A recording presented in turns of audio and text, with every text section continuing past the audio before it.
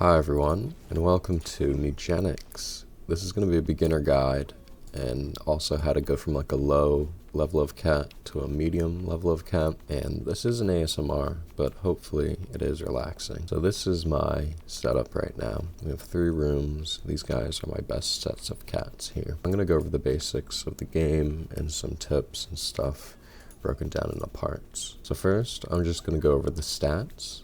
Up here we have the stats of each cat. Strength is attack and melee ability damage. Dexterity is attack and ranged ability damage. Constitution is max health regen and post-combat regen. Intelligence is mana regen.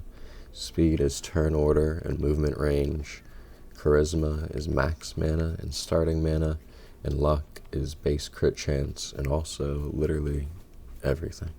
Everything in the game is luck, affected by luck. The stats on the left are the current stats of the cat for everything, for quick time events and like the checks or during battle, what the stats mean. But on the right is what they'll pass down through breeding. So that's important. Breeding is always the right side. Also, important to breeding is the family trees of the cats, which is cool. You get to see your whole lineage up until this guy. But it's important not to inbreed unless you want good specific mutations that are good, like trample, and it's like a leg birth defect, but you can move through stuff. Also, please like and subscribe if you enjoy. It means a lot. It helps a lot. I'll do anything in the comments. I respond to all comments if anybody wants to ask any questions. Next, there is a whole house management part of the game, and so 5 basic stats. The stimulation is the quality of newborn kittens. Appeal, which is up here, is the quality of stray cats each day, and they show up here. Comfort is how often cats will breed or fight, and it's also tied to like general happiness and like population base. So the more cats you have, the less comfort there'll be in a room. Health is just the health of your cats, lifespan and chance to cure stuff or develop stuff. Also mutation adds a chance for cats to receive random mutations each night, which is actually important. Mutations are important because they break these rules on the right. You can see here, this dude has 6 mutations. One of them gives him +5 shield in every battle. Another one removes 1 speed and adds 2 charisma. So really, you want to stack mutations and cats that have the good right stats. In the beginning, you'll have 1 and then 2 rooms. When you get the second room, you want a breeding room. And you want to stack mutations and good stat cats. And then always bring in strays if you start getting inbred cats and stuff that are not good and messing with your breeding. As a little tip, to get mutations and go from like a low to medium tier cat, base cat for breeding, I recommend going in Act 2 to the desert and then going to the crater. And when you're in the crater, eventually you get to choose the weather for the second half.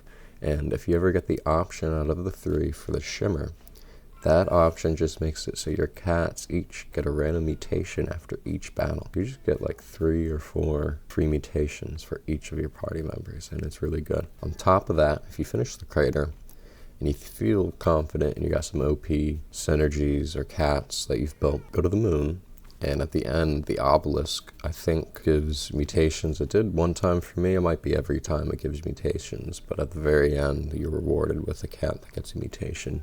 You may have to pass a check, though. You change cat's stat by equipping them with collars, and they add and remove stats like mutations, but more effective. But this is also how you decide what each cat's abilities will be. So you have Hunter, Thief, Tinker, Cleric, Fighter, Mage, Psychic, Tank, Necromancer, Druid, and the 4 I don't have are Collarless, Butcher, Monk, and Jester. Additionally, you donate cats to all of these guys in this menu, and it's pretty simple. It tells you the reward and what types of cats they want donated in multiple places, and you just do whatever they need for what reward you want at the time. Also, some extra tips: if you're having trouble in Act 2 in the desert, where you don't get health regen every turn or post-combat, what I did was I prioritized sustainability. Lots of necromancers, clerics, tanks, and maybe 1 flex guy, but druid really helps out with extra healing. But if you just have enough healing to keep up all the time and survive, you can figure out strats and build good cats and pretty much take down anything the game throws at you. As long as you're able to stay up, it'll just get better and better. So, I have some old gameplay of me going through the desert, and I'm going to have a bit in this video and just show some thinking about during the game. Alright, let's lock in. First of all, this is very basic, but if you hold middle mouse button, you get a simplified view of the map, and this can help for this, but also if there's too many things together, it really cleans it up and you can see every single tile perfectly. Also, if you hold over an enemy, you get their info. You really should look up the abilities by doing this, and status effects. You can also see their movement and everything, but most importantly, if you right click on each enemy and hold it, you get to see where they can move and their attack range. So, these guys, they're going to ground after a dash attack. Will eat any unit that ends movement on top of it while it's underground. So I got to remember where they go underground or else I lose units. So since we can already go here, I'm just going to attack him and do a brace. Don't go over there. And then this guy can hit through here. And you always want to take cover like this. So I'm going to do this and he's going to be here, I think. Yep. And then I'm gonna save and look that way. Stunned him somehow. I don't really know how. Our shield on this guy made it real good. We can take him out if we just get closer. How long is our ability there? I'm just gonna... I don't want to line up with this guy. I want to line up with him. He's blocked by the cactus. So let's go here. Take him out. Now he's back up. And he's stuck like I thought. I can't do much with him, so I'm gonna go this way. And then with tanks, you always want to attack if you want to go forward a bit. That's always useful, extra little tile movement. Then, we can't really get to this guy. But he's gonna go down here. So I might want to go here and take out the body in case we can get those coins. And I might as well do that if he somehow goes for us. Also, top right, turn order, very important. I think we can actually take him out here. Oh, we got lucky because of our high luck. We got a good crit. He might have the item that increases the crit chance. Okay. Now here we go. We got to pick up a level up item. This is really good. We have good speed, so we don't need movement. That's pretty good. Random body. This is movement. And 4 zombies, though. It's between these two. I think we may want to go for this one. Because we'll get... We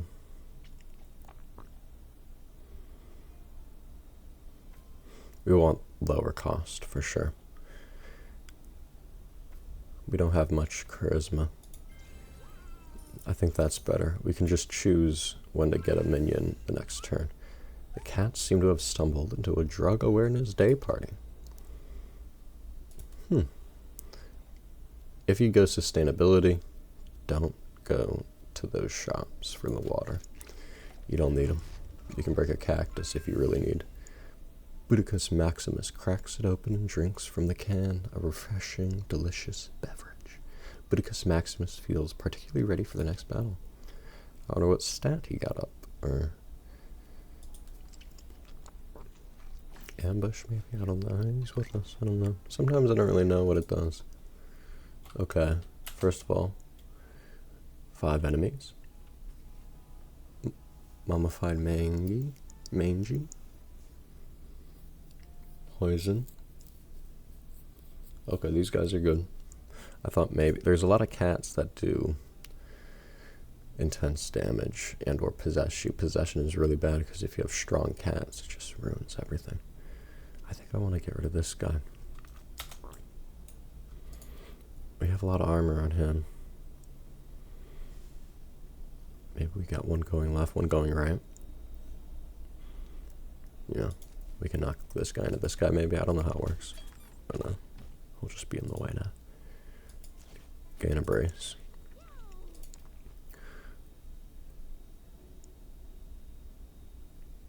Okay, we can go here.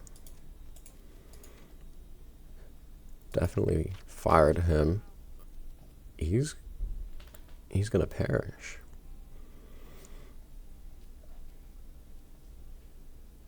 Maybe I do damage to one all units. I think I do. I think these guys... Yeah, he goes down one. I think that's important. Oh, he spawns in the corpse, so one more. I should have saved it. I should have let the leech take him out. That's fine.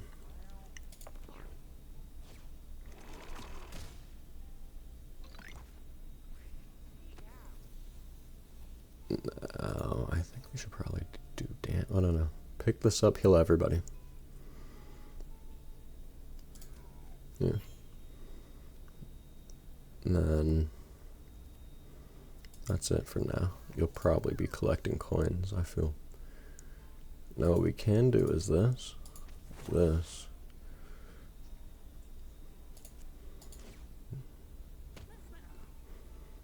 I'm just gonna do that. And then one more.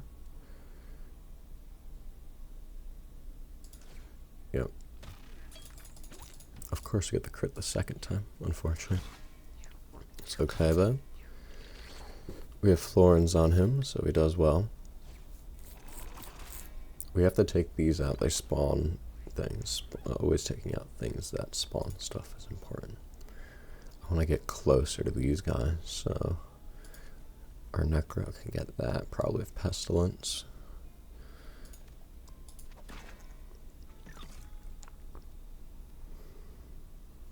I think counterattack. I feel like something's going to hit me. And then we want to Pestilence. And then I think we want to go here. Yeah, get the coin. That'll be good. Okay. That's all good. He spawns a leech, I forgot. I'm gonna heal him like this, and then damage you, I think. Oh no. I have to heal you? Oh, no. Not a range. A little bit annoying. I'm just gonna do that for now. These guys are annoying, they just take forever. I also should have looked that way. But we got counterattack up, so it doesn't matter. That's it. First battle done. Took minimal damage, maybe none at the end of it. Okay, one more level up. Cleansing debuffs can be important in certain areas. I may want to get that.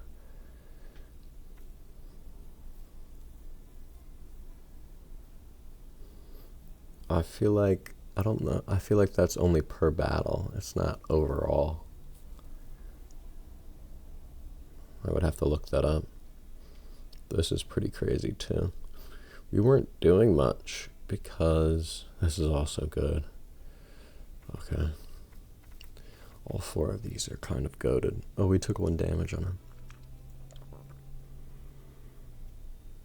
him.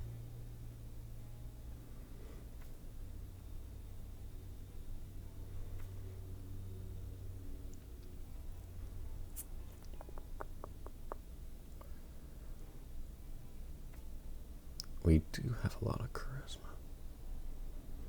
I may want to get this on him.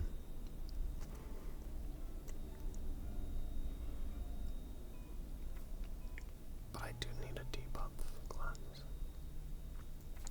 Okay, we need the basics. We need a debuff cleanse. That's very important. There's always going to be poison and everything. Bleed, whatever. I just always skip through these, literally. Ooh. +3 shield, 1 thorns, and inflict 1 bruise on units that contact you.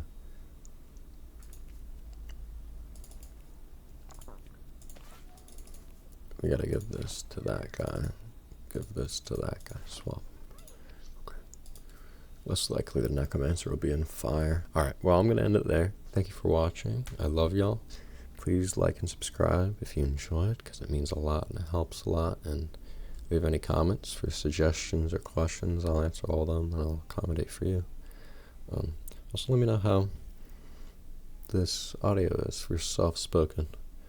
Hopefully it's normal, informative, so people can watch it without ASMR vibe, but they can also maybe watch it for ASMR relaxing. I don't know. We'll see. This will be a test. I'm about to finish this up with the second part, and we'll see what I can get it up. I think within 1 to 2 days. I have my products coming super soon to fix what's been making it difficult for me to record, edit, thumbnail, post, etc.